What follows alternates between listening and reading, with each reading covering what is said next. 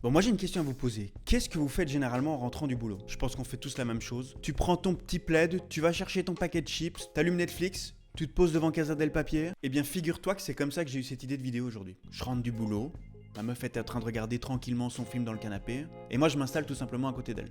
Je m'installe un peu, puis comme d'habitude, moi j'arrive jamais à rester focus sur un film, je me pose des questions sur un peu tout et n'importe quoi, tu vois. Tiens, mais en fait, si Dora l'exploratrice s'énerve contre son sac, est-ce qu'on peut dire qu'elle a son sac à dos? Puis directement, mes pensées sont instantanément stoppées par ce bruit. Comme ça, j'observe le paquet, tu sais. Je regarde ma meuf, je la vois comme ça, elle observe mon paquet. Et pas de chips cette fois-ci. Ok, là j'avoue, ça c'est faux, j'ai un peu inventé. Et de là, germe en moi l'idée de redesigner un paquet de chips. Mais tiens, je me renseigne un peu sur la toile et je tombe sur des histoires assez intéressantes à propos de Pringles. Vous connaissez tous la marque, on en a tous mangé. Bon, du coup, j'ai trouvé quelques infos assez croustillantes à propos de la marque. En même temps, tu vas me dire, pour une marque de chips, ça va être assez difficile de pas faire dans le croustillant.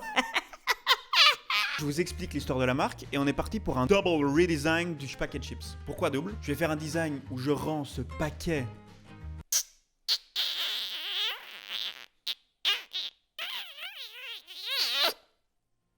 magnifique et un autre où on va le rendre le plus dégueulasse possible. Pringles est créé en 1967 par Louis R. Dixon. Je vous ai mis juste une photo des yeux parce qu'en fait, l'image n'est pas libre de droit et j'étais pas chaud de payer 30 balles pour ça. Il est approché par Procter & Gamble. Je vous avais dit que j'étais chaud en anglais. Hein. Procter & Gamble, vous savez tout ce qui c'est. Vous avez déjà vu le logo sur ne serait-ce qu'un seul produit au supermarché. Il est donc contacté pour créer un logo distinctif pour la future marque révolutionnaire de chips. J'avoue, cette phrase sort de ChatGPT. On reprend.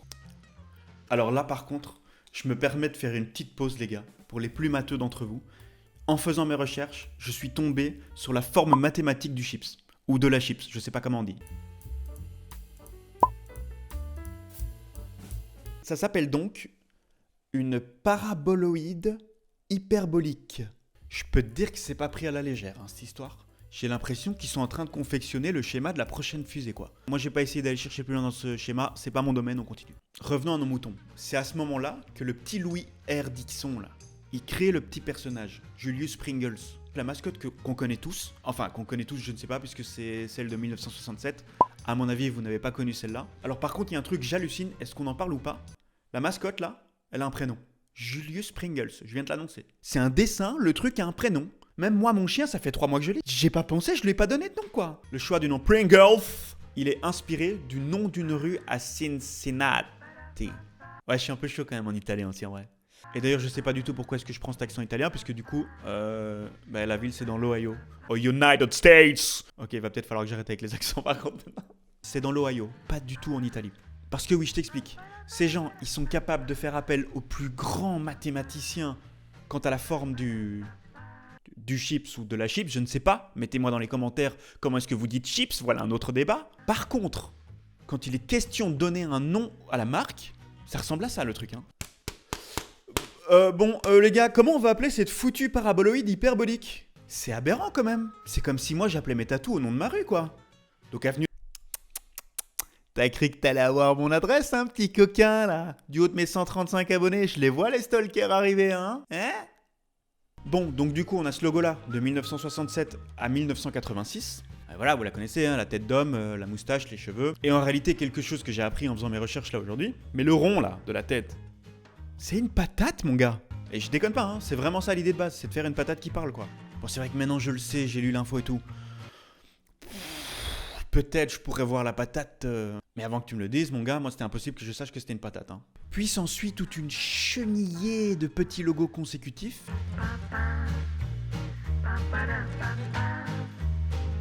Sans grand changement, hein, qu'on se le dise, de manière générale, on remarquera. J'ai l'impression d'être professeur quand même. Que le logo est resté le même si c'est simplifié au fur et à mesure du temps. Mais c'est pas un logo qui a énormément bougé en tout cas. Il y a juste des petits éléments qui s'en vont par-ci par-là. À croire que le graphiste il a été payé pour faire le petit bouton delete une fois tous les 10 ans quoi. On a donc gardé la moustache, le nœud papillon, les yeux, les cheveux. Ah non, pas les cheveux non plus, en 2021 c'est fini. Et pour moi, là, on est en train de déconner. On commence tout doucement à nager vers le ridicule, on est en dos crôlé. Mais vu l'évolution du truc, attendez-vous à ce qu'en 2022, le logo il ressemble à ça, hein. Et c'est là qu'on en arrive au vif du sujet. J'ai l'impression, avec le temps, que les logos, ils se simplifient de plus en plus, un peu partout. Et qu'en fait, au final, on perd un peu le charisme du truc. Surtout ici, pour ce personnage, je trouve qu'il perd un peu de charisme. C'est pourquoi, aujourd'hui, je vous propose de faire 2 versions de logo. Une un peu plus détaillée, mais en respectant quand même les codes du logo actuel. Un truc un peu stylé, quoi, tu vois. C'est comme ça que je vends mes projets aussi à mes clients. Bonjour PVUR, je me permets de vous contacter car je serais intéressé quant à la création d'un design pour tatouage adaptable sur ma fosse cubitale en noir et gris de taille 14 cm. Enfin, soit, tout ça pour dire que je suis chaud de faire une version un peu plus compliquée et détaillée. Je sais que certaines personnes vont me dire « Ouais mec, t'es quand même moins moderne, vas-y, tu reviens littéralement en arrière dans le temps. » Moi je m'en fous mec, je fais ce que je veux, c'est ma chaîne YouTube et je suis pas graphiste en plus. Et alors pour la deuxième version, j'ai envie de la pousser au maximum au réalisme, au point où tu vois la crotte de nez de Julius, tu vois ce que je veux dire. Et je me laisserais même bien tenter partir dans une petite veine un peu dans le dégueulasse. Vous verrez de quoi je parle, j'ai ma petite idée en tête.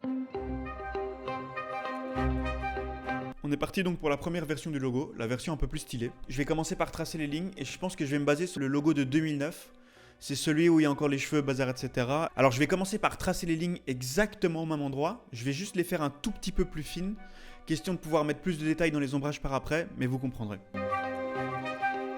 Maintenant que les lignes sont faites, c'est maintenant que la partie intéressante arrive, on va faire les ombrages. C'est ce qui donne du volume. Et donc pour ça, il suffit de cliquer sur le petit bouton 3D ici. Pas du tout, sinon tout le monde serait graphiste ici. Cela dit, avec les IA, on en est presque à là. J'ai même pas à tracer mes lignes avec des IA. Bon, ça c'est une règle qui revient un peu tout le temps, mais donc du coup, on commence par faire tout le noir avant de mettre de la couleur. Alors lorsqu'on fait des ombrages, il faut toujours s'imaginer de quel côté vient la lumière. Question de garder une cohérence dans le volume. Ici, on va imaginer que la lumière vient de la droite. Je vais commencer par les yeux, le nez papillon. Pour l'instant, pour les cheveux et la moustache, je mets aucun détail, je remplis juste de noir. C'est par après avec un brush que je vais venir apporter cette texture de poil.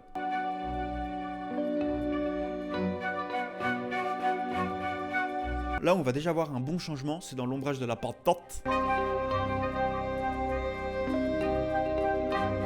Voilà, alors ce que j'adore faire, c'est rajouter des petites ombres portées, notamment là par exemple dans le nœud papillon et dans les yeux. Alors déjà là, ça change tout. On n'oublie bien sûr jamais de rajouter les petits highlights qui va encore renforcer la 3D, mais surtout rajouter un petit aspect bien brillant, comme Dany brillant. Ok, là je pense qu'en termes de noir on est bon, on va passer à l'étape couleur. Pour la peau du personnage, donc la tête ronde, comme la peau est blanche, ce que j'aime bien faire c'est mettre un petit reflet bleu à côté des ombrages pour amplifier ce volume. Vous allez directement comprendre, voir ce que ça donne. Un peu de rouge et un peu de roux dans les cheveux. Alors pour le nœud papillon, on est parti sur un rouge bien pétant, comme mon... Hop, et j'y ajoute les autres couleurs. Je vais éclaircir un poil la moustache et les cheveux. Je devrais plutôt dire je vais éclaircir les poils alors. On va ajouter un petit reflet rouge pour apporter un peu de joie. Je rajoute les yeux en bleu pour lui donner un petit effet tout mimsou. Je rajoute des reflets de couleur aussi dans ses yeux. Je vais un tout petit peu ajuster la couleur de la peau parce que je suis pas convaincu à 100% pour celle-ci. Bon, voilà ce qu'on a pour l'instant avec la mascotte. Je suis déjà hyper content du résultat. Il nous reste évidemment à faire la typo, d'écrire Pringles par en dessous. Et je suis chaud de faire un truc très futuriste avec un petit effet chromé dedans. Vous savez très bien que moi je suis fan d'effets chromés. Les étapes sont les mêmes que pour le dessin de la mascotte. Je fais ça rapidement et je vous montre le résultat. Alors voilà à quoi ça ressemble. Il y a encore 2-3 petites choses que j'aimerais réajuster. Est-ce que vous ne seriez pas curieux de voir ça sur le packaging? À quoi est-ce que ça ressemble sur la canette en soi? Je m'occupe de ça, je replace le logo sur la canette, je vous montre à quoi ça ressemble. Alors avant de vous dévoiler ce premier résultat, on est toujours dans la stratégie YouTube bien sûr. Petit message pour vous rappeler de vous abonner, sonner la cloche, bazar, enfin vous connaissez la chanson. Est-ce que vous savez que plus de 45% des gens qui regardent mes vidéos ne sont pas abonnés, bazar Non en vrai je rigole, je sais même pas comment est-ce qu'on regarde ces statistiques en fait. Je pense que je suis encore un boomer des paramètres YouTube. La seule chose que je sais faire c'est regarder le compteur d'abonnés par contre. Donc si tu t'abonnes, je le vois. Ça c'est clair et net. Bon allez, j'ai arrêté de vous faire chier, révélation.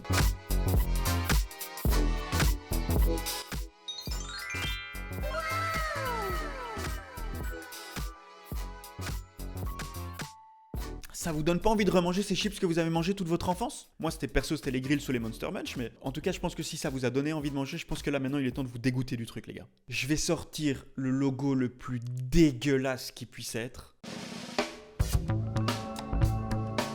On va démarrer avec une vieille patate molle, celle qui est vraiment restée trop longtemps dans le sac. C'est quand même l'idée de base du logo, c'est d'avoir une patate. Moi, jusqu'à présent, je réponds tout simplement à la demande de Pringles.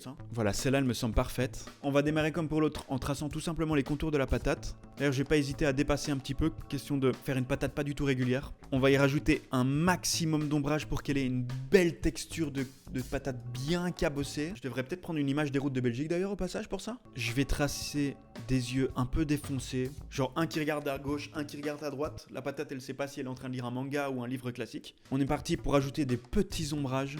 On continue avec cette règle de la direction de la lumière. Elle viendra de la gauche cette fois-ci, je pense. Pas de question de mettre du brillant dedans, c'est pas du tout une patate neuve, on est sur un truc bien vieux. À la limite, je vais lui rajouter des petits boutons bien dégueulasses.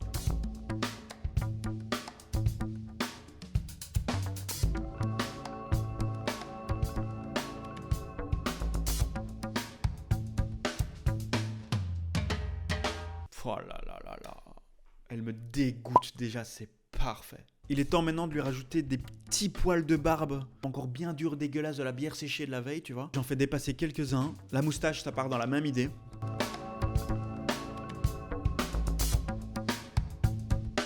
Les sourcils.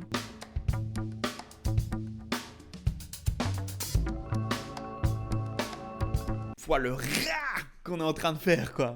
On va lui mettre 3 poils de cul sur la tête, un peu à la Homer Simpson. Je vais rajouter un tout petit peu de noir du côté gauche.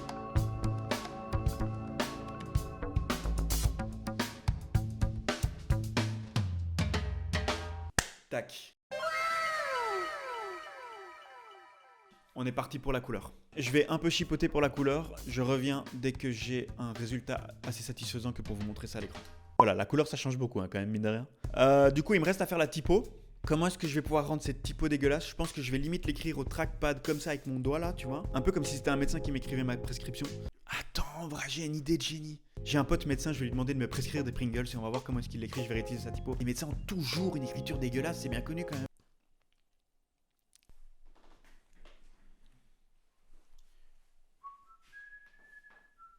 Ah voilà, il m'a envoyé une vidéo le petit coquin.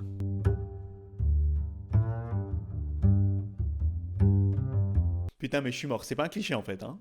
C'est parfait, c'est illisible, c'est parfaitement ce qu'il nous fallait. On va laisser ça comme ça, personne n'aura envie d'en acheter. Je vais retracer par-dessus son écriture en un tout petit peu plus épais quand même, parce que sinon je pense que ça va manquer de force par rapport au dessin du dessus. Et alors je vais rajouter un petit ombrage pour qu'il y ait quand même une cohésion de nouveau avec la mascotte du dessus. Et je pense que ça va être nickel hein. Voilà à quoi ressemble notre mascotte. Je pense qu'il est temps de mettre ça sur packaging maintenant. Avant de vous dévoiler de nouveau le résultat, est-ce que vous avez cliqué sur cette cloche pour vous abonner? Si pas, c'est une erreur, hein. C'est aussi simple que ça. Hein. J'affiche d'ailleurs aussi mon Insta au cas où ce petit design vous aura donné envie de vous faire tatouer par moi, on sait jamais. Hein. Voilà, je pense qu'il est temps de vous montrer à quoi ce nouveau logo ressemble.